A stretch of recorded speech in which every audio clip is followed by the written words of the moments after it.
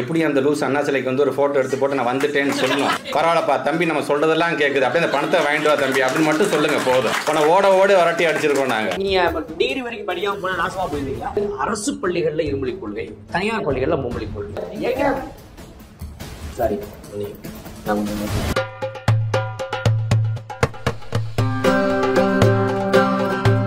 Kareem's Biryani Paradise at Liberty and Catering Services. கோடம்பாக்கத்தின் அறுசுவை அடையாளம். ஒரு வழியா அமைச்சர் தர்மேந்திர பிரதான் ட்வீட் போட்டாரு. லெட்டர் எழுதிருக்காருங்க, கிஃப்ட் கிடையாது. ஆமா லெட்டர் எழுதிருக்காரு. அன்புள்ள முக ஸ்டாலினுக்கு குறுகிய அரசியல் ஆதாயத்துக்காக, குறுகிய நோக்கத்தோட நீங்க வந்து இந்த மாதிரி தேசிய கல்விக் கொள்கை 2020 வந்து நீங்க சர்ச்சையாக்கிட்டு இருக்கீங்க அப்படிலாம் வந்து சொல்லியிருக்கிறாரு. சந்தோஷமான செய்தி என்ன தெரியுமா? அது என்ன? தமிழ்லயும் இங்கிலீஷ்லயும் போட்டுக்கிறாரு. இருமொழி கொள்கை. இருமொழி கொள்கை. என்ன நம்மளே சொல்லிட்டோம் போர்டுல இருமொழி கொள்கையில தான் லெட்டர் எழுதிருக்காரு. அடிச்சு அடி அப்படி அடிச்சு அடி அப்படி. ஆக இதெல்லாம் தேவையா? இந்த அசிங்கம் தேவையா? இந்த அவமானம் தேவையா? மத்திய அமைச்சரே வந்து கால்ல விழாத குறைய 2 லெட்டர் எழுதிருக்காரு. என்னது? இங்கிலீஷ்லயும் தமிழ்லயும். இந்தியில எழுத முடியல. நீ எழுதி நீங்க படிச்சுக்க வேண்டியதுதான். எங்களுக்கு ஹிந்தி தெரியாது போடா, ஹிந்தி நைமாலும் ஹிந்தி தெரியாது போடா. ஆமா ஆமா. அதனால வந்து அதுலயும் எப்படி அந்தர்ஜாவ் இதுல எப்படின்னா தமிழ்ல ஒரு டைப்ல எழுதிருக்கிற, அப்படி இங்கிலீஷ்ல இன்னொரு டைப்ல எழுதிருக்காரு. கூகுள் டிரான்ஸ்லேட் என்னவோ உங்களுக்கு புரிஞ்சிருச்சு. அது எங்களுக்கு புரிஞ்சிருச்சு. எங்க லெட்டர் புரிஞ்சதா இல்லையோ, நீ வந்து கூகுள் டிரான்ஸ்லேட் பண்ணி அதை போட்டிருக்கேன்னு தெரியுது. இதைத்தான் கொள்கையா மாத்துங்க அப்படின்னு சொல்றோம். இப்ப நீங்க இங்கிலீஷ்ல பேசுறது எங்களுக்கு புரியுது, இப்ப நாங்களும் இங்கிலீஷ்ல சொல்றது உங்களுக்கு புரியும். சோ நமக்குள்ள பேசிக்கிறதுக்கு ஒரு மொழி இருக்குது, போதும். ஆமா. அடுத்தது நாங்க இதை தாண்டி இன்னொன்னு இருக்குது. இல்லாம மத்திய அமைச்சரே அடங்கினாலும் இங்க ஒருத்தர் இருக்காப்ல, மூக்கு வெடைக்க, நாக்கு தள்ள, கண்கள் சிவக்க, தர்ம ஆவேசம் கோபம் மாதிரி தெரியல, வேற மாதிரி தோணிச்சாது. என்னவோ அவர் ரொம்ப ஆவேசமா வந்து முழுக்கு 1 மணி நேரம் முட்டு கொடுத்துருக்காரு. ரொம்ப ஒண்ணும் இல்ல. ரங்கராஜ் பாண்டே, ராஜீவ் காந்தி, இந்திரா காந்தி தான் இந்தியை திணிச்சாங்க. ஆனால் பிரதமர் மோடி மும்மொழி கொள்கை தான் கொண்டு வந்தாரு, இந்தியை திணிக்கலான்னு. வாடா வா, நீ எங்க சுத்தி எப்படி இருந்த? ஓ நீ இப்படி வரியா? இந்த கதைலாம் எங்களுக்கு தெரியாதா? ஏடா எத்தனை வருஷமா இந்திய அரசியலமைப்பு சட்டம் வைக்கும் பொழுதே இதுதான் பண்ணிருக்காங்க. 1950 என்ன சொல்லிருக்காங்க? 15 வருஷத்துக்கு தான் ஆங்கிலத்தை வச்சிருப்போம், அதுக்கப்புறம் இந்தியா கொண்டு வந்து இருக்காங்க. அப்பவும் உங்களுக்கு பிரச்சனை பண்ணிருக்காங்க. எங்களுக்கு தெரிஞ்சிருச்சு. அப்பவும் என்ன பண்ணிருக்காங்கன்னா, சமஸ்கிருதம் கலந்த இந்தி, உருது கலந்த இந்தி. உருது கலந்த இந்திக்கு வந்து இந்துஸ்தானி அப்படின்னு காந்தி ஆதரிச்சிருக்காரு. ஆனா RSS அனுதாபிகள், அப்புறம் இந்த வல்லபாய் படேல்னு ஏகப்பட்ட பேர் எல்லாம் இல்ல சமஸ்கிருதம் கலந்த இந்தி தான் கொண்டு வரணும்னு தலையில நின்று அதை கொண்டு வந்திருக்காங்க. இன்னொன்னு என்ன தெரியுமா? இந்துஸ்தானிக்கும் இந்திக்கும் ஓட்டு போட்டவங்க இருக்கிறாங்கல்ல, இந்துஸ்தானிக்கு ஓட்டு போட்டவங்க இந்துஸ்தானி தெரிஞ்சவங்க, இந்திக்கு ஓட்டு போட்டவங்க யாரு? தமிழ்நாட்டுல இருந்து போனவங்க, கேரளால இருந்து போனவங்க. என்னன்னே தெரியாது, இவனுக்கு ஹிந்தி தெரியாது, ஆனா ஓட்டு போட்டு வந்திருக்காங்க. ஆனா இந்திக்கு தான் ஓட்டு போடுறாங்க. என்ன காரணம்னா அது முஸ்லீம் மொழி, இது இந்து மொழி. அங்கேயே மதவாத பிரச்சனை பண்ணிருக்கானுங்க. இந்தி அப்படிங்கறது வந்து சமஸ்கிருதத்தை பேஸ் பண்ணி தான், சமஸ்கிருதத்தை கொண்டு வரது தான் இவ்வளவு பிளான் பண்ணிருக்காங்க. 55% சமஸ்கிருதம் கலந்த இந்தி அப்படிங்கிறது தான் இவனுக்கு சொல்ற இந்தி. அங்க உண்மையிலேயே நம்ம ஏற்கனவே பேசியிருக்கிறோம், மைதிலி, போஜ்புரி எல்லாம் பாத்தீங்கன்னா அது நம்ம பீகார்ல உள்ள மொழி மட்டும் இல்ல, உத்தரப்பிரதேசத்துல வாரணாசியில இருந்து அந்த பக்கம் பீகார் வரைக்கும் இருக்குது. அவ்வளவு பெரிய ஏரியாவில் உள்ள மொழி அவங்களுக்கு ஸ்கிரிப்டே இல்லைன்றாங்க. ஆக்சுவலி அப்பட்டமா போய் சொல்றாப்புல யாரு? நம்ம பாண்டே. இன்னைக்கு 1 மணி நேரம் பேட்டியில சுத்தி வளைச்சு போய் சொல்றாரு. அந்த கேள்வி கேட்ட அவர் நெறியாளர் இருக்காரு பாருங்க, அவர் பாவம், எங்கடா நீ ஒரு பைத்தியக்காரன் கூட சிக்க வச்சுக்கிறான்னு திட்டிட்டு இருந்திருப்பா மனசு. என்ன சொல்றாரு? 55% வந்து பள்ளிகள் வந்து தனியார் பள்ளிகள். இதை நேத்துக்கே சொல்லிட்டோம். தனியார் பள்ளிகள் எல்லாமே ஹிந்தி கத்துக்கிறாங்க. இப்ப இங்க நம்ம ஊர்ல ஸ்கூல் எடுத்துக்கிட்டோம்னா government school, government aided school, அப்படிதானே? பிரைவேட் ஸ்கூல் 3 செக்டர் இருக்குது. ஆமா, எல்லாமே மொத்தம் 58,000 பள்ளிகள் இருக்குதுன்னு நம்ம பாத்துருக்கிறோம். 12,000 பள்ளிகள் தனியார் பள்ளிகள்னு பாத்துருக்கிறோம். அதுல சிபிஎஸ்இ பள்ளிகள் எவ்வளோ? 1835. அவ்வளவுதான். இந்த 1835 மட்டும்தான் மும்மொழி கொள்கை. மீதியில வந்து பிற மொழியை கத்துக்கிறதுக்கு ஆப்ஷன் இருக்குது. அந்த மும்மொழி கொள்கைங்கிறது யாரோடது? Central board syllabus. CBSE central board syllabus. இங்க வந்து மெட்ரிகுலேஷன் அப்படிங்கறதும் சமச்சீர் பாடத்திட்டத்தை சேர்ந்ததுதான். ஆமா, அதுல உங்களுக்கு இருக்குது. சில பள்ளிகள்ல வந்து என்ன பண்றாங்க, இங்கேயும் ஜெர்மன் கத்துக்கலாம். இங்கேயும் முன்னாடி என்னது தனித்தனியா இருந்துச்சு. ஏன்னா பணக்கார வீட்டு பிள்ளை எல்லாம் கூப்பிடுறதுக்கு, இந்த மிடில் கிளாஸ் ஸ்கூலு அப்படிங்கிற பேர்ல ஏமாத்துறதுக்கு நாங்க ஸ்டைலா கத்து கொடுக்கோம் அப்படி இப்படின்னு பண்ணிட்டு இருந்துதான் கலைஞர் என்ன செஞ்சாரு? டேய் கம்முன்னு இருங்கடா, எல்லாத்துக்கும் ஒரே மாதிரி பாடம், ஒரே மாதிரி ரிசல்ட், ஒரே மாதிரி எக்ஸாம், ஒரே மாதிரி நீ இன்ஜினியரிங் போ, ஒரே மாதிரி நீ மெடிக்கலுக்கு போ அப்படின்னு சமச்சீர் கல்வி கொண்டு வந்தாரு, என்ட்ரன்ஸ் எக்ஸாம் தூக்குனாரு. சொல்றாரு காமராஜர் காலத்துல 100% அரசு பள்ளிகள் இருந்தது, இப்ப பாருங்க அநியாயம். அப்ப டான் பாஸ்கோ என்ன பாகிஸ்தான்ல இருந்துச்சா? டிடிடிஏ நடுநிலை பள்ளி உங்க ஏரியாவுல எங்க ஏரியாவுல இருக்குது 2500 பள்ளிகள் இருக்குது. கிறிஸ்தவ மிஷனரிகள் நடத்தக்கூடிய டயசிஷன் நடத்தக்கூடிய ஸ்கூல் திருநெல்வேலியில பாத்தீங்கன்னா டயசிஷன் ஸ்கூல் 100 காலமா நிக்குது. நானே அந்த ஸ்கூல்ல தான் படிச்சேன். அப்புறம் என்னத்த சொல்ல, நானும் அந்த ஸ்கூல்ல தான் படிச்சேன். வேற படிப்பு சொல்லிடுற ஆளு கிடையாதுங்க. ஆமா, எங்களை உள்ள விட்டது யாரு சொல்லி தந்தா. அது இருக்குது. அப்ப காமராஜர் காலம் இல்ல, காமராஜர் காலத்துல மொத்தம் 12,000 பள்ளிகள் இருந்தது. இப்ப 46,000 58,000 பள்ளிகள். அப்ப வளர்ச்சி தானே. மொத்த பள்ளிகள் அதுல என்ன சொல்றாரு, தனியார் பள்ளிகளுடைய வேகம் அதிகரிச்சிருச்சு. ஆமா, இப்ப 2,000 பள்ளி 12,000 பள்ளி ஆயிருக்குது. இங்க வந்து 12,000 பள்ளி 46,000 பள்ளிகள் ஆயிருக்குது. வளர்ச்சி தானே. அவர் வந்து எப்படி கூட்டி கழிச்சு பார்த்தாலும் வளர்ச்சி தான். உனக்கு எங்கடா கூட்டல் கணக்கு தெரியும்? நீதான் அறிவிலியாச்ச, தற்கூரியாச்ச, உனக்கு எப்படி தெரியும்? ஆமா, அதுல பாருங்க கட்டிடங்கள் இல்ல, கழிவறைகள் இல்ல, அது இல்ல, இது இல்ல. போய் ஊப்பில போய் பாரு. அண்ணே அந்த வீடியோ மட்டும் போட்டு விட்டுருங்கண்ணே. அந்த விளாக்கர் ஒருத்தர் போனார்ல, தமிழ்ல சொன்னார, இப்ப மட்டும் நான் என்ன பேசுறேன்னு தெரிஞ்சா என்னை அடி கொண்டுருவாங்க, விரட்டி விட்டுருவாங்கன்னு. அந்த வீடியோ மட்டும் இந்த இடத்துல பிளே பண்ணி விட்டுருங்க. உத்தரப்பிரதேசில் ஒரு கவர்மெண்ட் ஸ்கூலுக்கு தான் போக போகிறோம். இந்த மாதிரி ஒரு ஸ்கூல் தமிழ்நாட்டில் நம்ம ஒரு இடத்துலயாவது பார்க்க முடியுமான்னு எனக்கு தெரியல. ஸ்கூல் கூட வந்து முன்னேற்றம் அடையாத நிலையில இன்னமும் பார்த்தீங்கன்னா ஒரு பாலடைஞ்ச கட்டடத்துல தான் வந்து இயங்கிட்டு இருக்குது. ஒரு கிளாஸ்க்கே வந்து பார்த்தீங்கன்னா ஒரு 6-7 பேர் தான் படிச்சுட்டு இருக்காங்க. ஸோ கைஸ், இப்போ வந்து பார்த்தீங்கன்னா நம்ம ஸ்கூலுக்குள்ளே வந்து என்டர் ஆகிட்டோம். கிளாஸில் வந்து பார்த்தீங்கன்னா எல்லாரும் டெஸ்ட் எழுதிட்டு இருக்காங்க. Sir hi sir. அங்க என்னன்னா அங்க கட்டிடம் ஃபுல்லா செங்கல் வச்சிருக்காங்க, சிமெண்ட் வைக்கல. இல்ல அந்த ஊரே அப்படிதான். அது நம்ம பாவப்பட்ட மக்கள், நம்ம அவங்கள குறை சொல்லல. கவர்மெண்ட் பள்ளி நான் பிரச்சனை வந்து கவர்மெண்ட் தான். எங்க கிட்ட வந்து நீங்க வந்து ₹1 வாங்கிட்டு 29 பைசா தான் திருப்பி தரீங்க, இதான் நாங்க சொல்ற கம்ப்ளைண்ட். அங்க வந்து என்ன பண்ற, ₹1 வாங்கிட்டு ₹3 ₹5 திருப்பி கொடுக்குறேன். அந்த பணத்தை வாங்கிட்டு நீங்க என்ன பண்றீங்க, நாங்க என்ன பண்றோம், எங்க பள்ளிகளையும் நான் காட்டுறோம். ஜோடி போட்டு பார்க்கலாம், வா போட்டு பார்க்கலாம், ஜோடி போட்டு பார்க்கலாம், வா வா. சாதாரண கிராமத்துல இருக்கிற பள்ளிகள்ல கூட அவ்வளவு நல்ல கட்டிடங்கள் இருக்கு. ஃபேன் இருக்குதுங்க, லைட் இருக்குதுங்க. அங்க ஃபேனும் கிடையாது, லைட்டும் கிடையாது. முன்னாள் தராசு சியாம் தான் ஒரு பேட்டியில சொல்றாரு, தமிழ்நாடு டெக்ஸ்ட் புக்ல ஒரு QR கோட் இருக்குது. நீங்க அந்த QR கோடை ஸ்கேன் பண்ணீங்க அப்படின்னா அது ஆட்டோமேட்டிக்கா வீடியோ பிளே பண்ணுது. உங்க குழந்தைகளுக்கு சொல்லி கொடுக்கிறதுக்கு ஒரு டியூட்டர் வீடியோ மாதிரி பண்ணி கொடுக்குது.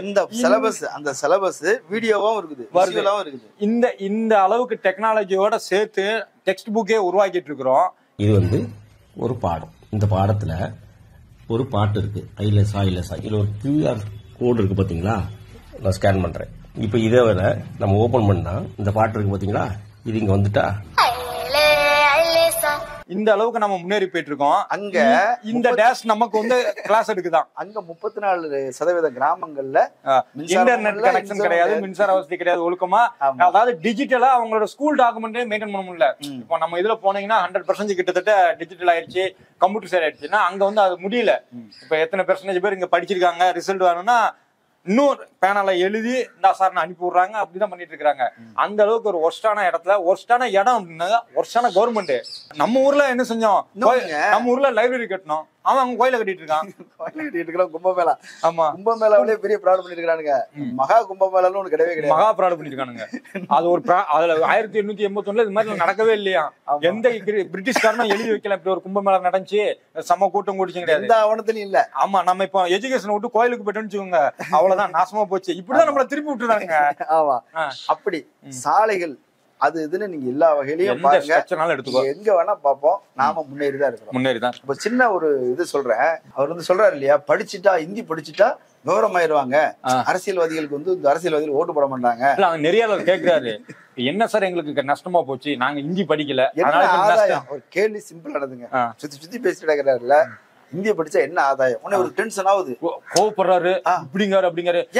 இந்த கேள்வி இது பேர் 4 வருஷத்துக்கு முன்னாடி ஒருத்தன் கேட்டான், எப்படி இப்படி ஒரு அறிவு கட்டத்தனமான கேள்வி எல்லாம் கேக்குறீங்க, நிறுத்திக்க வேண்டியதுதானே உனக்கு அது அறிவு கட்டத்தனமான கேள்வி அப்படின்னா. அவர் என்ன சொல்றாரு, ஏன் +2 நிறுத்திக்க வேண்டியதுன்னு, ஏன் காலேஜ் போறீங்க அப்படிலாம் கேட்பீங்களா. அங்க தெளிவா கேள்வி இருக்குது, என்ன அதை படிச்சா என்ன ஆதாயம் கேட்கல. இந்த ஆதாயம் படிச்சோம், வேலைக்கு போனோம், ஹிந்தி படிச்சோம், என்ன செய்யும். எங்க அப்பா 10வது வரைக்கும் படிச்சிருக்காரு அப்படின்னா அவர் வேலை செஞ்ச அனுபவத்துல சொல்றாரு, இந்த படிப்புக்கு இவ்வளவுதான் தகுதி, டிகிரி படிச்சிருந்தா நான் நல்லா இருந்திருக்கலாமே, அடுத்து PhD பண்றா, நீ டிகிரி படிடா PhD பண்றான்னு எங்களை படிக்க வைக்கிறாரு. அவன் பையன் PhD படிக்க. ஆமா, அவர் 10,000 சம்பளம் வாங்கினாரு, பையன் 10 லட்சம் சம்பளம் வாங்குறான். ஆமா, அப்போ அவருக்கு என்ன ஆதாயம்னு தெரியுது, பலன்களை பாக்குறாரு. நீ சொல்லு, இந்தி படிச்சா என்ன ஆதாயம் சொல்லு, நீ சொல்லு. இல்ல இந்தி படிக்காம தான் நாங்க என்ன கஷ்டப்பட்டுட்டோம், இல்ல என்ன நஷ்டப்பட்டுட்டோம்னு சொல்லு. பிடிஆர் திருப்பி அதான் கேக்குறாரு. மும்மொழி கொள்கை நீ கொண்டு வர, சரிப்பா நீ கொண்டு வந்துட்ட, என் மக்களுக்காக தான், தமிழ்நாட்டு மக்களுக்கு தான் உருகுற, உயிரே விடுற, சரிப்பா நீ எனக்கு சொல்லு, எந்த விதத்துல இந்த 2 மொழி கொள்கை வந்து இருமொழி கொள்கை கம்மியா இருக்குது, எந்த விதத்துல மும்மொழி கொள்கை கூடுதலா இருக்கு, நீ என்ன பெனிஃபிட் பண்ணிட்ட, உன் ஸ்டேட்ல இருந்து எனக்கு எடுத்து வா, அதை நான் ஏத்துக்கிறேன். இல்ல ஒண்ணும் இல்லைங்க, நீ மும்மொழி கொள்கை பின்பற்றிய இந்த மாநிலம் இதனால் முன்னேறியதுன்னு சொல்லு. பீகார்ல மும்மொழி கொள்கை பின்பற்றணும், முன்னேறிடுச்சு. அந்த நெறியாளர் கேக்குறாரு, அங்க இருந்த போஜ்பூரி பயந்து கேக்குறாரு, போஜ்பூரி லாங்குவேஜ் எல்லாம் அழிஞ்சு போச்சு அப்படின்னு கேட்கவும், இந்த ஆளு உடனேயா கூசாம போய் சொல்றாரு, அதெல்லாம் ஒரு மொழியே இல்லைங்க, அது ஒரு வட்டார வழக்கா. ஏண்டா அவங்க வந்து எத்தனையோ வருஷமா வந்து போஜ்பூரி லாங்குவேஜ் அபிஷியல் லாங்குவேஜ் ஆகணும்னு போராடிட்டு இருக்கானுங்க. அது மட்டும் இல்ல, மைதிலி, கடிபோலி எல்லாத்துக்கும் தான் போராடிட்டு இருக்காங்க. அவங்க எல்லாம் போராடிட்டு இருக்காங்க. இவர் வந்து கூசாம, கொஞ்சம் கூட கூச்சநாச்சம் இல்லாம, வெக்கம் இல்லாம, என்ன சொல்ற, மொழியே இல்ல அப்படிங்கிறப்பல, ஆமாடா மொழி இல்லனா நீங்க தானே அழிச்சிங்க. அது என்ன சொல்ற, அப்படி கிராமப்புறங்கள தான் பேசுறாங்க, சிட்டில அப்படி பேசுறது ஹிந்தி தான் பேசுறாங்க, தெரியும். அதே வந்து இந்தியா அப்படிங்கிற பெருமிதம் படுத்துறதுக்கு இத வந்து மேல வச்சு அந்த லாங்குவேஜ் அடிச்சாங்க. ஆமா, அப்புறமா நம்மள வந்து மதராசி அப்படின்னு சொல்லி நம்மள ஒதுக்குறது. ஒண்ணு இல்ல, சிம்பிளா ஒரு நீயா நானால ஒரு விவாதம். அதுல வந்து தமிழ் இண்டஸ்ட்ரின்னு ஒண்ணு இருக்குது, தெலுங்கு இண்டஸ்ட்ரின்னு ஒண்ணு இருக்குது, மலையாள இண்டஸ்ட்ரி, கன்னடா இண்டஸ்ட்ரின்னு இருக்குது. மராட்டில எங்க இண்டஸ்ட்ரி? மராட்டி பெரிய மக்கள் தானே, நம்மளோட அதிகமா அங்கதான் ப்ரொடக்ஷன் அதிகமாவும் இருக்குது. 12 கோடி பேர் மக்கள் இருக்கிறாங்க. அங்க வந்து 50 சீட் எம்பி சீட் இருக்குது. அங்க அங்குள்ள இண்டஸ்ட்ரி, அங்குள்ள நடிகர்கள் யாராவது பேர் சொல்ற மாதிரி இருக்கிறாங்களா? இல்ல. இதே மாதிரி வந்து நீ வங்காளத்திலயோ அல்லது ஒரிசாவிலயோ காணும்.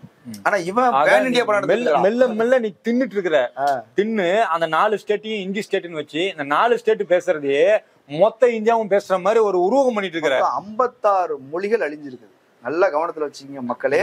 இந்தியாவில் பேசப்பட்ட புழக்கத்தில் இருந்த மக்கள் அதை டாக்குமெண்ட் ஆக்கி வச்சிருந்த மொழிகள் 56 மொழிகள் அழிஞ்சு போச்சு. பஞ்சாபியில உள்ள மக்கள் கவலைப்படுறாங்க. நாங்க எங்க தாத்தாவுக்கு தெரிஞ்ச பஞ்சாபி மொழி பேரனுக்கு தெரியல. ராஜஸ்தான்ல வயசான பெருசுகளுக்கு மட்டும் தான் ராஜஸ்தானி தெரியுது, அடுத்த தலைமுறை எல்லாமே இந்தியா மாட்டாங்க. சோ இந்தி அப்படின்றது வந்து அத இன்னைக்கு வந்து துணை ஜனாதிபதி லிங்குசைட் அப்படிங்கிறாங்க, லிங்குசைட்னு சொல்றாங்க. அதாவது ஜெனசைட் மாதிரி இது வந்து லிங்குசைட், மொழியால் அழித்தல், ஒரு மொழியை இன்னொரு மொழியால் அழித்தல். ஒரு பெரிய லாங்குவேஜை கொண்டு வந்து சிறுபான்மை மக்கள் பேசுற லாங்குவேஜுக்கு மேல வச்சு இல்ல அவங்க லாங்குவேஜை வளர்க்குறோம்னு அப்படி குனி வச்சு ஒரே புதைச்சிடுறாங்க. ஒண்ணு இல்லைங்க, இதை தெளிவா நம்முடைய ஜனாதிபதி, துணை ஜனாதிபதி ஜெகதீப் தன்கர் அவர் வந்து தெளிவா சொல்லிட்டாரு. என்ன சொல்றாரு அப்படின்னா, அந்த நிலத்தை நீங்க பிடிக்கணும் அப்படின்னா அந்த மொழியை அழிக்கணும். கனிமொழி அதை தெளிவா எடுத்து போட்டுக்கிறாங்க. பூனை வெளியே வந்துருச்சு,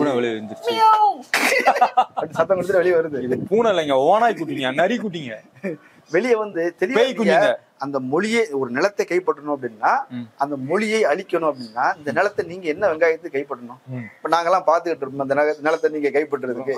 இங்க வாழு, இந்நிலம் எனக்கு கிடைச்சால் பச்சை மொட்டை உரியும் கிளியும் இருப்பாரு. அந்த ஆளே மும்மொழி கொள்கையை ஆதரிச்சு அவங்களோட வரைவுல இருக்குது. என்ன வரைவு? தேர்தல் அறிக்கையா, அதுல அவங்க கொள்கை வரைவுல இருக்கு. இந்துத்துவாவுடைய மினி வெர்ஷன் தான் அது. அந்த தமிழ் வெர்ஷன், தமிழ் சங்கி. அப்ப என்ன சொல்றது, அப்போ ஜனாதிபதி தெளிவா சொல்லிட்டாரு இதுதான் அப்படின்னு. துணை ஜனாதிபதி ஜெகதீப் தன்கர் வந்து சொல்லியிருக்கிறார்.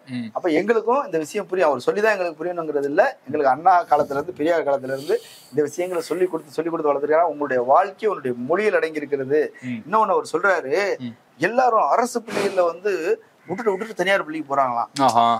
அதிகாரிகள் விட்டு பிள்ளை அங்க போறாங்க, அமைச்சர்கள் விட்டு பிள்ளை அங்க போறாங்க, பணக்கார விட்டு பிள்ளை எல்லாம் தனியாருக்கு போறாங்க. தனியாருக்கு போறது ஹிந்தி தெரிஞ்சுக்குவா. ஆக்சுவலி என்ன தெரியுமா மேட்ரு விஷயம்? அது இல்லைங்க, இங்கிலீஷ் கத்துக்கணும்னு அதான் பெரியார் சொன்னாரு. இந்த டென்ஷன் ஆகிட்டு இருந்தானுங்கல்ல, அரசு பள்ளிகள் என்னன்னா சொல்லி கொடுப்பாங்க, அதுக்கு மேல நீங்க படிச்சுக்கணும்.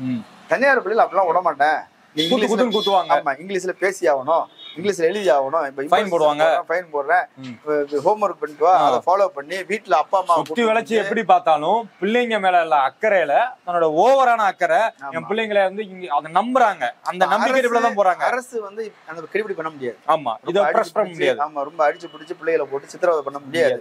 அது பெற்றோர்கள் விரும்புறாங்க, எனக்கு இப்படிதான் வேணும்னு விரும்புற பெற்றோர்கள் அங்க படிக்க வைக்கிறாங்க. கஷ்டப்பட்டாது பரவாயில்ல, என் பிள்ளை இங்கிலீஷ் பேசணும், என் பிள்ளை மேல போகணும்னு நினைச்சிட்டு இருக்கு ஊர் இந்த ஊரு. நீங்க என்ன பண்றீங்க, அதுல சைட்ல இந்திய சொல்லி விட்டுருக்கீங்க. அப்புறம் எப்படி முடியும்? சிபிஎஸ்சில சரி வேற என்ன பண்றது? நமக்கு தெரிஞ்ச இடங்கள்ல சொல்றாங்க, கேந்திர வித்யாலயால இந்தி சொல்லி தராங்க. நான் சொல்றேன் என் பையன் கேந்திரத்துல தான் படிச்சான்.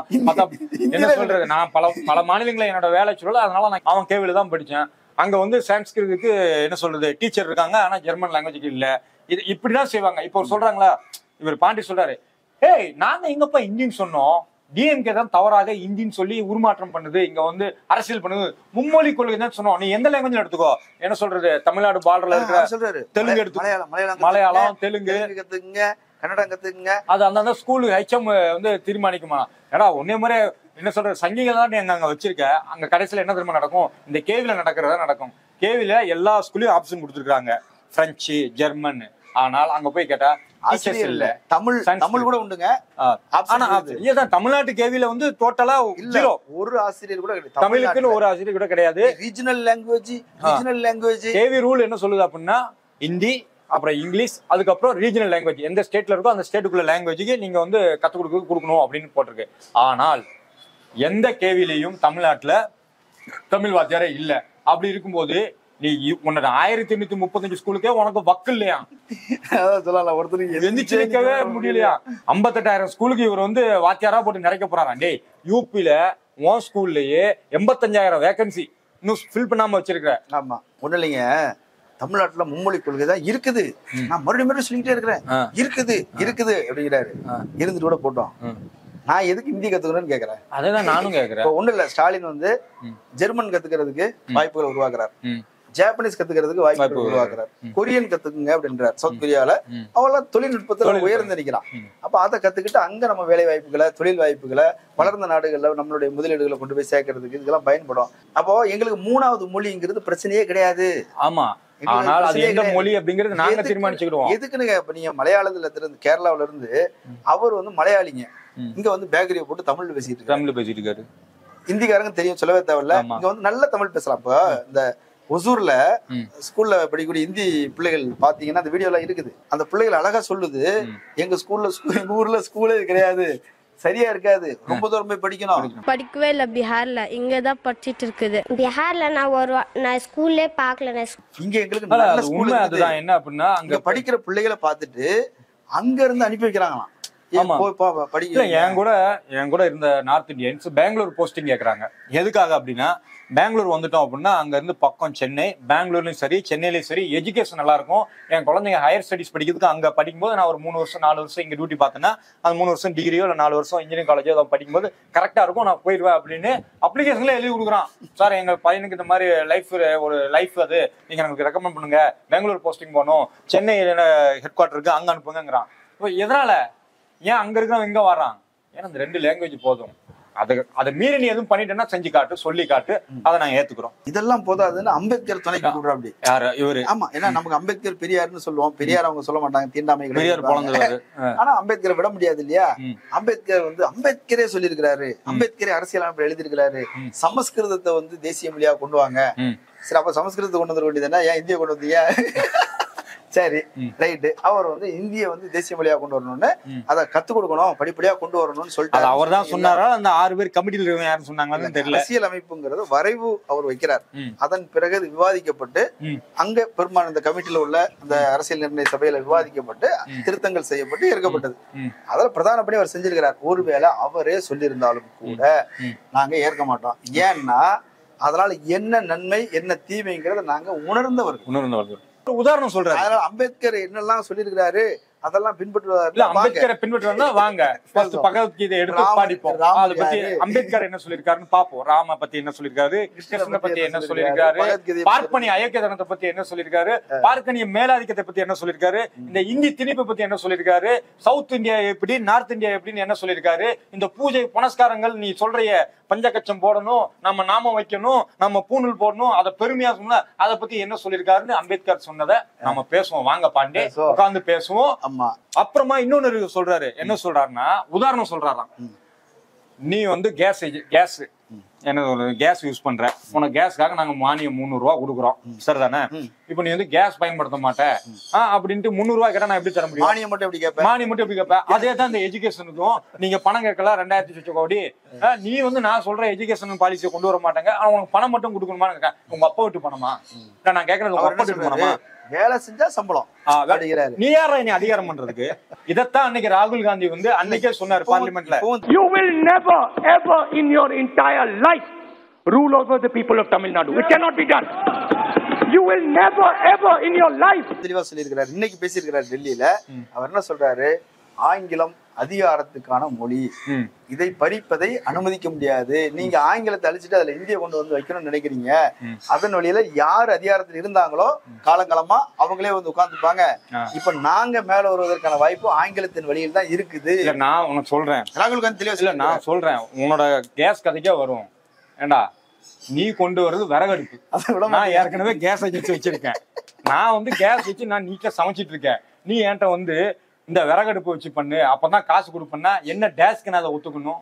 உன் விறகு எடுத்து உன் பின்னாடி சொல்லிட்டு அதுல 10 வருஷம் நீயே உட்காந்துக்கோ. நாங்க எதுக்கு உட்காரணும்? ஸ்கீமே அதுதானே. அந்த ஸ்கீமை தான் தூக்கி தூர. அந்த ஸ்கீமே வெட்டியான ஸ்கீம், வீணான ஸ்கீம் எங்க கிட்ட. ஆமா, எங்க கிட்ட பணம் ஏன்ட்ட வாங்கிட்டு என்னமோ நீ முதலாளி மாதிரி, நான் என்னமோ உனக்கு அடிமையா. இந்த இந்த இந்த இதுதான் பிரச்சனை. அதனாலதான் சொல்றேன், இது வந்து ஆதிக்கம். அதனாலதான் உங்களை உள்ள விடுறது இல்ல, அதனாலதான் வேணாம்னு சொல்றோம். நீ வந்து வராதுக்கு முன்னாடி நீ இப்படி பேசுறிய, வந்துட்டுனா என் மேல நீ எப்படி ஏறி ஆடுவ? இந்த வாய்க்கு தான் ஜீரோலயே வச்சிருக்கான். ஜீரோல +1 கூட கிடையாது, மைனஸ்ல போட்டு அடிக்கணும் உங்களெல்லாம். மைனஸ்ல அதுக்கு ஏதாவது ஆப்ஷன் இருந்தா சொல்லுங்க மிஸ்டர் தேர்தல் எலெக்ஷன் கமிஷன் அவர்களே. அவங்க பண்ண மாட்டாங்க, மைனஸ்ல ஓட்டு பண்ண மாட்டாங்க. அவங்க ஏற்கனவே லாஸ்ட் 1 மணி நேரத்துல டக்குன்னு ஓட்டை ஏத்தி ஜெயிக்க வச்சிருந்தாங்க. அயோக்கிய பேலுங்க. அடுத்தது ஒண்ணு சொல்றாரு, என்ன பெருசா தமிழ் தமிழ் தமிழ் தமிழை வளர்க்கறது நீங்க என்ன பண்றீங்க? என்ன செய்யணும்? என்ன தண்ணி ஊத்தணுமா? இல்லங்க, இவங்க என்னவோ நடிச்சிட்டு இருக்காங்க. தமிழை வளர்க்கறதா என்னவோ அவரு சொல்றாரு. நம்ம பிரதானா அவரு அமைச்சர், அவரு வந்து நாங்க வந்து திருக்குறளை வந்து 13 லாங்குவேஜ்ல டிரான்ஸ்லேட் பண்ணோம். சங்க இலக்கியங்கள, பண்டைய இலக்கியங்களா நாங்க மோடி உலகம் முழுக்க போய் தமிழ் தமிழ்னு பேச. இது எப்படி தெரியுமா இருக்குது? நான் சொல்றேன் கேளு. திரௌபதி முர்மு நாங்கள் வந்து என்ன சொல்றது, ஜனாதிபதி ஆக்கிட்டோம், பழங்குடியினருக்காக முதலாக நாங்க தான் இந்த மாதிரி ஒரு இடத்த கொடுத்துருக்கோம் அப்படின்ட்டு மணிப்பூர்ல கொலை செய்யறது. ஒரு முஸ்லீமை வந்து நாங்க ஜனாதிபதி ஆக்கிட்டு பெருமை பேசிட்டு 2000 பேர் அங்க குஜராத்ல கொலை செய்யறது. அதுக்கும் இதுக்கும் ஒரு வித்தியாசம் என்னடா? வெண்ணைங்களா? ஆமா, இதுல என்ன அப்படின்னா, நீங்க தமிழ அதெல்லாம் நாங்க பாத்துக்கிறோம். உங்க வேலை என்னன்னு கேக்குறேன்.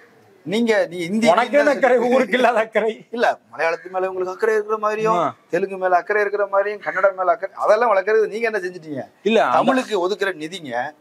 தமிழுக்கு சமஸ்கிருதத்துக்கும் நீ ஒதுக்குன பணம் எவ்வளவு? 2021-22 நினைக்கிறேன். சமஸ்கிருதத்துக்கு 198.83 கோடி ரூபாய்கள். ஆமா, சரியா? 198 கோடி சம்திங். ஓகே, 199 வச்சுக்கலாம், பேட்டா செருப்பு மாதிரி. ஆமா, சரியா? தமிழுக்கு நீ ஒதுக்கிருக்கு எவ்வளவு தெரியுமா? 11.86, ஜஸ்ட் 11.86, 12 கோடினே வச்சுக்கிடுவோம். தமிழ்நாடோட மக்கள் தொகை எவ்வளவு? 8 கோடி, கிட்டத்தட்ட 8 கோடி, 7 கோடி 90 லட்சம். ரைட்டா? சமஸ்கிருதம் பேசுற மாதிரி அவனோட எண்ணிக்கை 24,000. எவ்வளவு? 24,000. திருப்பி சொல்லுங்க. 24,000. 24,000 சொல்லு, மறுக்கா சொல்லு. 24,000 எங்க இருக்குது? 8 கோடி இருக்குங்க. இவங்களுக்கு பட்ஜெட் மட்டும் பாருங்க. 24,000 பேருக்கு 198 கோடி, 199 கோடி. ஆனா 8 கோடி பேருக்கு எவ்வளவு? வெறும் 11 கோடி. கூட்டி கழிச்சு வகுத்துல எடுத்து பார்த்தா ஒரு ஆளுக்கு 82,895 ரூபா 0.83 பைசா சமஸ்கிருத ஒரு ஆளுக்கு நீ ஒதுக்கி இருக்க. அதே தமிழ்நாட்டுல இருக்கிற 8 கோடி பேருக்கு கணக்கிட்டு போட்ட பார்த்தா அந்த 11 கோடிய ₹1.56 பைசா. இதுக்கு கூட முடியாது, பிளேடு கூட வாங்க முடியாது. நீ எங்க தமிழை பத்தி நீ அக்கறைப்படுத்துறன்னு நான் உன்னை நம்புறது. நீங்க முதல்ல மும்மொழி கொள்கை நீ கொண்டு வந்து என் பையனை நீ வந்து வளர்த்தெடுக்க போற, அதை நான் நம்ப. ஆனா அதாவது திரும்ப அதான் தெளிவா கேட்டாரு. நீங்க வந்து எங்களுக்கு பிற்படுத்தப்பட்டவர் இடஒதுக்கீடுன்னு இருக்குது, அதுல வந்து நீ என்ன பண்ற, கிரிமி லேயர்னு கொண்டு வந்து 8 லட்சம் ரூபாய் ஆண்டு வருமானத்துக்கு மேல இருந்தது அப்படின்னா, இப்போ ஒண்ணு இல்லைங்க, யாரால உயர்வு கல்விக்கு போக முடியும்? 2 வருஷம் எக்ஸாமுக்கு படிக்க முடியும். வசதியான குடும்பத்துல உள்ளவங்க தான். அப்ப அவங்க தான் வந்து அனுப்ப முடியும். அப்ப அவங்களை என்ன பண்றான், ஃபில்டர் பண்ணிடுறான். 8 லட்சத்துக்கு மேல இருந்ததுன்னா வரக்கூடாது அப்படின்னு சொல்லி நிறுத்துற. SC STக்கு இன்னும் அநியாயம். 2 லட்சம் 2 லட்சத்துக்குமா மாசம் 20,000க்கு மேல நீங்க சம்பாதிச்சீங்கனாலே நீங்க வந்து கிரிமி லேயர். நீ உள்ள போக முடியாது. அப்போ ஏன் தலித்துகள் பொருளாதாரத்துக்கு கீழே இருக்கிறாங்க, அதுக்கு கீழே வச்சுக்கிறீங்க, அதுக்கு 8 லட்சம் வைக்க வேண்டியதுதானே. சோ என்னன்னா இவங்க எல்லாம் வரக்கூடாது. பிற்படுத்தப்பட்ட மக்கள் கிட்டத்தட்ட 60% இருக்கிறாங்க. அவங்க இந்துக்கள் இல்லையா, இந்தியர்கள் இல்லையா? தலித் மக்கள் 25% இருக்கிறாங்க. அவங்க இந்துக்கள் இல்லையா, இந்தியர்கள் இல்லையா? அவங்க எல்லாத்தையும் முன்னேற விடாம தடுக்கிறத ஒரு வேலையா செஞ்சுக்கிட்டு அவங்க எல்லாம் இங்க எங்களுடைய முன்னேற்றத்தை பத்தி பேசுவீங்க. அவங்க எல்லாம் இந்துக்கள் தான். எப்பொழுது இந்துக்கள்னா எனக்கு ஓட்டு போடும் போதும் நான் வந்து செய்யும் போதோ பாபர் மசூதி இடிக்கணுங்கும் போது அவங்க இந்துக்கள் ஆக்கிடுவோம். எப்பெல்லாம் வேலை வாய்ப்புன்னு வருதோ, எப்பெல்லாம் வந்து அதிகாரம்னு வருதோ அப்பெல்லாம் அதிகாரம்னு வரும்போது தள்ளி நில்லுங்கோ அப்படி நின்னுக்கோ, நீ சூத்திரால், நீ அவ்வளவுதான் நிக்கணும், கிரிமி லேயர் இதெல்லாம் கொண்டு வந்துருவான். நீங்க ஓபிசி SC ST உடைய அந்த இது சொல்லுவாங்க என்னன்னா ஸ்காலர்ஷிப், அந்த எண்ணிக்கையை வந்து குறைச்சிக்கிட்டே வராங்க. 2020லயே வந்து கொண்டு வந்துட்டாங்க எது நியூ எஜுகேஷன் பாலிசிய. முதல்ல நம்ம யூபி கவர்மெண்ட்லாம் துடிச்சிட்டு செஞ்சு. ஏன்னா ரெட்டை என்ஜின்ல டபுள் என்ஜின் சர்க்கார்ல என்ன கிழிச்சாங்கன்னு பார்த்தா இது வரைக்கும் ரிசல்ட் நம்ம பார்த்துட்டோம். அதுல என்ன சொல்றது, அசிம் பிரேஞ்சி அறக்கட்டளைன்னு ஒண்ணு சொல்லுது, 70% அதாவது ஸ்கூலுக்கு போகாத பிள்ளைங்கள் பெண்கள் 70% பேர் எதனால போகலன்னா ஸ்கூல் பக்கத்துல இல்லையா. ஆனா நம்ம ஊர்ல இத்தனை கிலோமீட்டருக்கு 3 கிலோமீட்டருக்கு நடுவுல கட்டாயம் ஒரு பிரைமரி ஸ்கூல் இருக்கும், 5 கிலோமீட்டருக்குள்ள கட்டாயம் ஒரு மிடில் ஸ்கூல் இருக்கும், 7 கிலோமீட்டருக்குள்ள கட்டாயம் ஒரு ஹையர் செகண்டரி ஸ்கூல் இருக்கும். நீ வா வந்து படி, உனக்கு பஸ் பாஸ் தர வந்து படி, சைக்கிள் தர வந்து படி அப்படின்னு புக்கு தர, யூனிஃபார்ம் தர, செருப்பு தர, பெல்ட் வரைக்கும், pencil, book, geometry box, atlas, map வரைக்கும் எல்லாம் கொடுத்து இங்க படிக்க வச்சிட்டு இருந்தா இவர் வந்து நோகாம சொல்லுவாராம், எந்த லாங்குவேஜ் எடுத்துக்கோ, ஏன் என் பிள்ளைகளுக்கு சுமக்க கொடுக்குற, அவனுக்கு வேணா படிச்சுக்கிடுவோம். பாருங்க, டிராப் அவுட் பள்ளிகள்ல வந்து இடைநிற்றல் அப்படின்னு சொல்லுவாங்க. டிராப் அவுட் இதுல வந்து பெண்கள் 53% யூபில. ஆமா, உத்தரப்பிரதேசல பாதிக்கு மேல டிராப் அவுட் ஆகுறாங்க. சரி, ஆண்கள் ரொம்ப குறைஞ்சிருக்கணுமே, ஏன்னா இவங்க ஆணாதிக்க சமூகம் இல்லையா, பெண்கள் படிச்சா ஆண்களுக்கு வேலை கிடைக்காது சமூகம் இல்லையா, ஆமா, அப்படியும் படிக்க வச்சுட்டாங்களான்னு பார்த்தா அதுவும் இல்ல. அவங்க 46%. 100 பேர் படிக்க போறான் அப்படின்னா ஸ்கூல்ல 46 ஆண்கள் வந்து வெளியே வந்துடுறாங்க. எதுல 5ஆவதுல இருந்து 6ஆவதுல 7ஆவதுல ஹையர் எஜுகேஷனுக்கு போறதுல நாம வந்து நேஷனல் ஆவரேஜை விட ஹையர் எஜுகேஷன்ல முன்னாடி ஒண்ணு இருக்குது. நாங்க இந்த கவர்மெண்ட் வந்து டிராப் அவுட்டே நிறுத்தியாச்சு, கிட்டத்தட்ட நிறுத்திச்சு. ஆமா, காலை குறிப்பாக பெண்கள். ஆமா, காலை உணவு திட்டம் அப்படின்றத ஒண்ணு கொண்டு வந்ததுக்கு பிறகு ஆரம்ப பள்ளியில சுத்தமா இல்லாம போச்சு. கல்வி தரத்தை உயர்த்தியதன் காரணமாகவும் இன்னொன்னு என்னன்னா, அந்த கொரோனாவுக்கு முன்னாடி நிறைய பேருக்கு பொருளாதார பிரச்சனை அவங்களே உள்வாங்கிக்கிட்டோம். நிறைய பேர் இன்னைக்கு பெரிய இருக்கிறாங்க. அது அடுத்தது இந்த போக்குவரத்து வசதிகள், அது இந்த விஷயங்கள். இன்னொன்னு என்னன்னா, உயர்கல்விக்கு போகக்கூடிய நான் முதல்வன் அப்படிங்கிற திட்டத்தின் மூலமாக 1000 ரூபாய், மாணவர்களுக்கு 1000 ரூபாய், பெண்களுக்கும் வந்து 1000 ரூபாய் கொடுத்ததுனால ஆமா இன்னைக்கு அவங்களுடைய விகிதாச்சாரம் இன்னும் அதிகமாக பஸ்ல போயிட்டு வர்றதுக்கு ஃப்ரீ. சோ ஆக நம்ம வந்து ஒரு பிள்ளைங்க இந்த சமுதாயம் முன்னேறணும்னா அதுக்கு 3வது லாங்குவேஜா அறிவியல் இருக்கணும், தொழில்நுட்பம் இருக்கணும் அப்படின்னு நாம பண்ணிட்டு இருக்கிற நேரத்துல இவனுவ இப்பதான் அந்த சமஸ்கிருதத்தை இந்தின்னு ஒரு போர்வையை போட்டு தூக்கிட்டு வந்து இதை வச்சுக்கோ, இதை சாப்பிடு, இது நல்லா இருக்கும்னு. ஏன்டா இந்த உருட்டுலாம் வேற எங்கேயாவது உருட்டாங்க. அதான் நான் சொல்றேன்னா 1950 இந்திய அரசியலமைப்பு சட்டம் கொண்டு வரதுக்கு முன்னாடி, ஏன்னா 1920லயே இவங்க ஆரம்பிச்சிட்டாங்க. இல்ல, அண்ணா ஒண்ணு சொன்னாரு, ஹிந்தி கற்றுக்கொள்ள வேண்டியதானே, அது 3 மாதத்தில் கற்றுக்கொள்ளலாம் என்று சொன்னார் ஒரு நண்பர் அப்படிங்கிறாரு. ஆமாம், 3 மாதத்தில் கற்றுக்கொள்ளலாம், ஏன்னா அதுல ஒண்ணு இல்ல, கற்றுக்கொள்வதற்கு அதுல எதுவும் இல்லை அப்படிங்கிறாரு. இல்ல இவங்க என்ன பண்ணாங்க, பெரியார் வந்து தமிழை காட்டுமிராண்டி மொழின்னு சொன்னாங்கல்ல, எதுக்காக சொன்னாரு?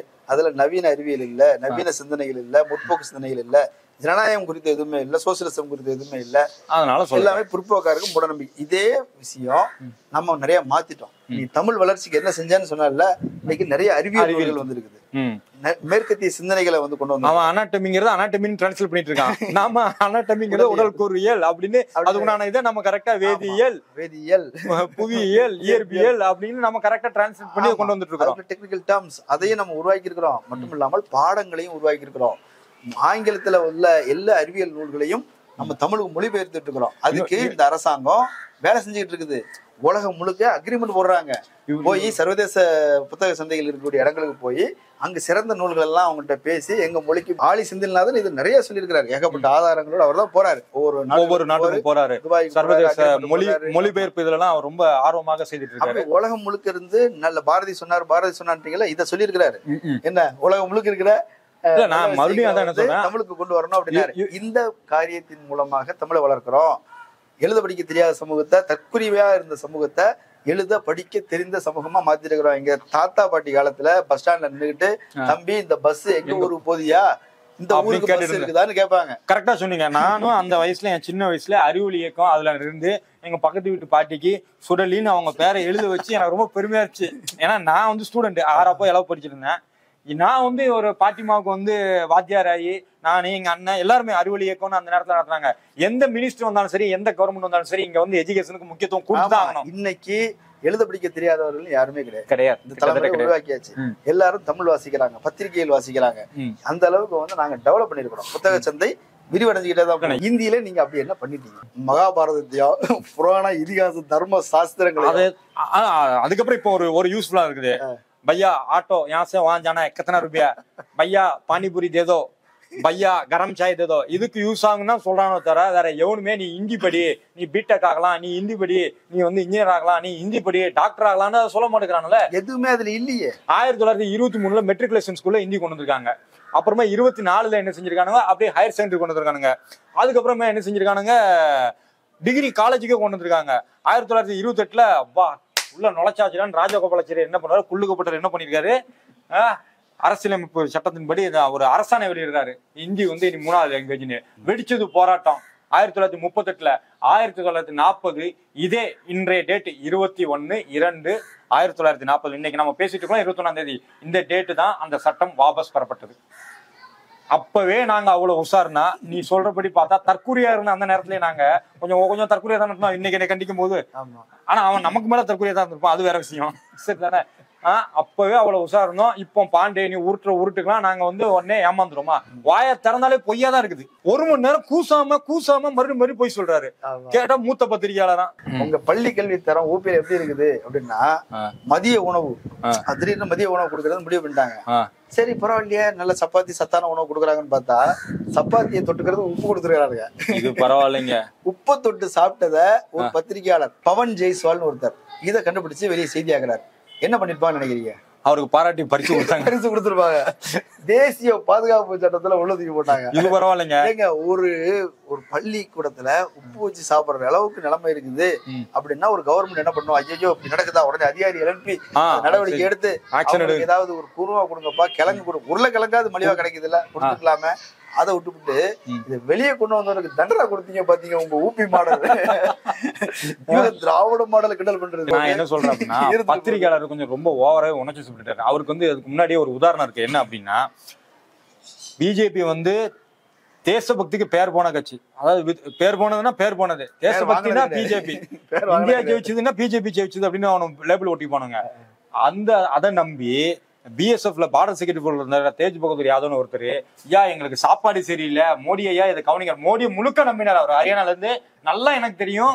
அவர் வந்து மோடியை முழுதாக நம்பி இதை காட்டினா இவர் கட்டாயம் மோடி ஆக்ஷன் எடுப்பாருன்னு பார்த்தா என்ன செஞ்சாங்க? எடுத்தாரு பாருங்க ஆக்ஷன். அவனை பைத்தியம் அனௌன்ஸ் பண்ணி அந்த ஆள் வாழ்க்கையை சீரழிச்சு ஓரமா உட்கார வச்சுட்டாங்க. இதுதான் இங்க ரிசல்ட்டா கிடைக்குமே தவிர வேற எதுவும் கிடைக்காது. மறுபடியும் சொல்றேன், நியூ எஜுகேஷன் பாலிசில மும்மொழி கொள்கை தான் இருக்குது. ஆனா இந்தின்னு எங்கேயும் இல்ல. அதனால நீங்க பதற வேண்டாம், பயப்பட வேண்டாம், இது இந்தி திணிப்பு இல்ல, டிஎம்கே இது வந்து திருப்பி விடுது அப்படின்னு சொல்லிட்டு இருந்தீங்கன்னா, நீங்க கொடுத்த அந்த நியூ எஜுகேஷன் பாலிசிலேயே நீ என்ன எழுதிருக்குது, எதை பத்தி எழுதிருக்குன்னு பாருங்க. நான் சொல்றேன், நியூ எஜுகேஷன் பாலிசில 4.17 இதுல போய் நீங்க படிச்சீங்கன்னா அதுல என்ன எழுதியிருக்காங்கன்னா, இந்தியாவின் செம்மொழிகள், இலக்கியங்கள் ஆகியவற்றின் முக்கியத்துவம், தொடர்புருகை, அழகு ஆகியவையும் புறக்கணிக்க முடியாதவை. சமஸ்கிருதம் இந்திய அரசமைப்பின் 8ஆம் இணைப்பு பட்டியலில் ஒரு முக்கிய தற்கால மொழியாக சொல்லப்படுகையில், லத்தீனமும் கிரேக்கமும் சேர்த்து வைத்த தொகுப்பை விட பெருமளவில் பல்வேறு சமயம் சார்ந்த மற்றும் சமயம் சாராத மக்களாலும் பல்லாயிரம் ஆண்டுகள் எல்லா வாழ்க்கை தொழில்களும் சமூக பொருளாதார பின்புலங்களும் கொண்ட மக்களால் எழுதப்பட்ட கணிதம், தத்துவம், இலக்கணம், இசை, அரசியல், மருத்துவம், கட்டடக்கலை, உலோகவியல், நாடகம், கவிதை, கதை சொல்லல் மற்றும் சமஸ்கிருத அறிவு அமைப்புரை எனப்படும் மேலும் பலவற்றின் பெரிய புதையல்களையும் கொண்டிருக்கிறது. இவ்வாறு சமஸ்கிருதமானது மும்மொழி வாய்ப்பாட்டில் ஒரு தெரிவுரிமையாக மாணவர்களின் பொருட்டு முக்கிய வளப்படுத்துதல் ஒரு தெளிவுரையாக பள்ளி கல்வி மற்றும் உயர்கல்வியின் எல்லா நிலைகளிலும் வழங்கப்படும். சமஸ்கிருத அறிவு அமைப்பு முறையின் பயன்பாடும் குறிப்பாக ஒளியிலும் உச்சரிப்பும் உள்ளடங்கிய ஆர்வமும் பட்டறிவும் சமகால தொடர்பும் கொண்டிருக்கின்ற வழிகளில் கற்பிக்கப்படும்.